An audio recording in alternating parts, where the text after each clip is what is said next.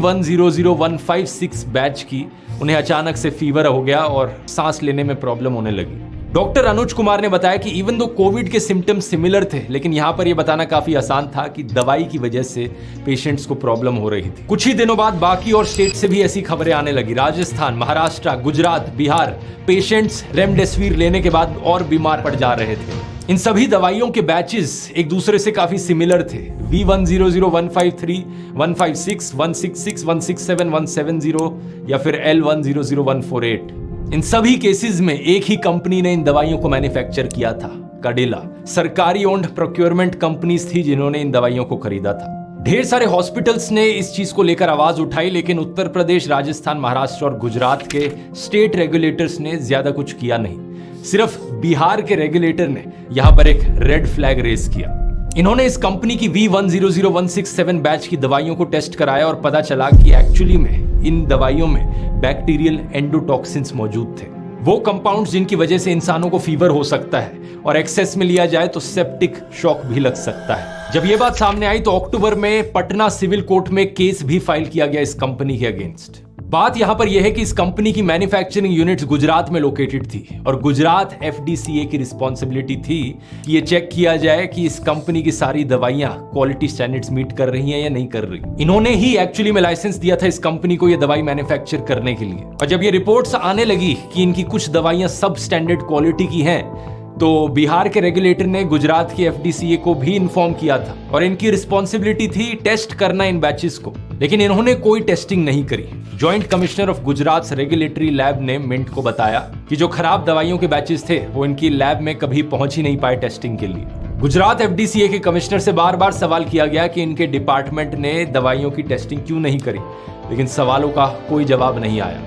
देश के drugs and cosmetics कानून के अनुसार हर एक खराब बोतल इस दवाई की उसे वापस लिया जाना चाहिए था, लेकिन इसका भी कोई सबूत नहीं कि गुजरात के FDCA ने उन दवाइयों को वापस लिया हो। इस कंपनी काडिला के स्पोक्स पर्सन से जब सवाल किया गया इन सारी रिपोर्ट्स को लेकर तो उन्होंने इन सारी चीजों को डिनाई किया। लेकिन अब इस पूरी कहानी में एक और शॉकिंग ट्विस्ट सुनिए। ये सब होने से 6 महीने पहले नवंबर 2020 में ही WHO यानी वर्ल्ड हेल्थ ऑर्गेनाइजेशन ने कह दिया था कि रेमडेसिविर को हमें नहीं यूज करना है। WHO ने एक बहुत बड़ी स्टडी करी थी 14,000 से ज्यादा लोगों पर, 450 से ज्यादा हॉस्पिटल्स में, 35 अलग अलग देशों के। इस स्टडी में पाया गया कि ये रेमडेसिविर एक्चुअली में कोविड के खिलाफ इफेक्टिव नहीं है, लेकिन फिर भी हमारी सरकार ने ना सिर्फ रेमडेसिविर को अप्रूव किया बल्कि इसकी प्रोडक्शन को बढ़ाने की भी बात करी।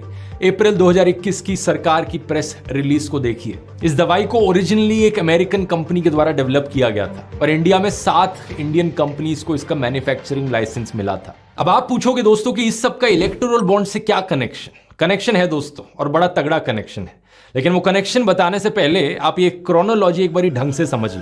पहला, वर्ल्ड हेल्थ ऑर्गेनाइजेशन ने कहा कि रेमडेसिविर को नहीं इस्तेमाल किया जाना चाहिए। दूसरा, मोदी सरकार ने WHO के इस एडवाइस को इग्नोर किया और इस दवाई की प्रोडक्शन बढ़ाने को अप्रूव किया। तीसरा, इस दवाई को बनाने का अप्रूवल जाइडस कैडिला कंपनी को दिया गया गुजरात FDCA के द्वारा। चौथा, 5 अलग अलग स्टेट्स के हॉस्पिटल्स ने कहा कि इस दवाई के खराब बैचेस की वजह से कोविड पेशेंट्स की हालत बद से बदतर हो गई। पांचवा, बिहार के रेगुलेटर ने पाया कि इन खराब बैचेस में बैक्टीरियल एंडोटॉक्सिन्स मौजूद थे, ये खराब क्वालिटी की दवाइयां थी। और छठा, इस सब के बावजूद भी गुजरात FDCA ने इन खराब बैचेस की कोई टेस्टिंग नहीं करवाई।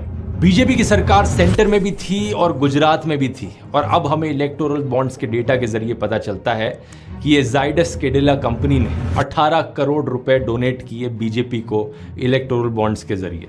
मैं सिर्फ एक सवाल प्रधानमंत्री मोदी से करना चाहूंगा, क्या आम इंसान की जान की भी कोई कीमत नहीं है क्या?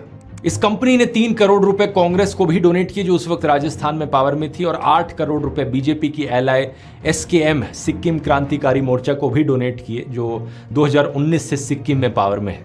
इस पॉलिटिकल पार्टी को तो 5 कंपनी से डोनेशंस मिली थी और उनमें से 4 कंपनीज फार्मा कंपनीज थी। सिक्किम को एक फार्मा हब कंसिडर किया जाता है और देखकर लगता है कि SKM ने भी इसका पूरा फायदा उठाया। जाइडस कैडिला भी दोस्तों इकलौती ऐसी कंपनी नहीं है, इसके अलावा एक फार्मा कंपनी है ग्लेनमार्क फार्मास्यूटिकल्स। इसे 2022 और 2023 के बीच में 5 नोटिस दिए गए सब स्टैंडर्ड ड्रग्स की वजह से। इनमें से 4 notice Maharashtra food and drugs administration ने दिए थे। इस कंपनी की जो ब्लड प्रेशर रेगुलेट करने की दवाई थी उसे सब स्टैंडर्ड बताया गया। और अब हम इलेक्टोरल बॉन्ड्स डेटा के जरिए जानते हैं कि इस कंपनी ने 9.75